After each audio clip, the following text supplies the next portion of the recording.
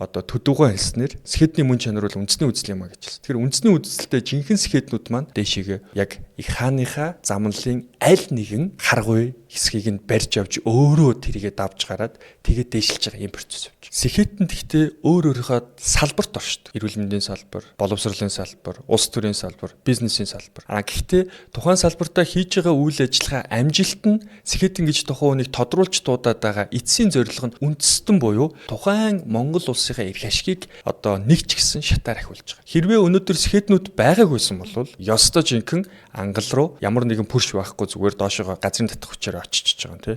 Тэгэхээр байгаа учраас буцаж татагдаад улс нэг удаан ч гэсэн ингээд баригдаад дороотоод ингээд яваад байгаа. Салбарын сэхэтэн үндэсний сэхэт хоёр ялгаатай. Салбарын сэхэтэн бол асуудлыг салбарын түвшинд харж асуудлыг шийддэг бол үндэсний сэхэтэн буюу Чингис майндсет их хааныхаа ухааныг аваад явж байгаа тэр хүнлэг үзлээр манлайлж байгаа ухаантнууд бол улс орны бүх салбаруудыг базаад улсыг доороос нь өргөөд аваад явах юм чадaltaй л байдаг гэсэн юм аа л да.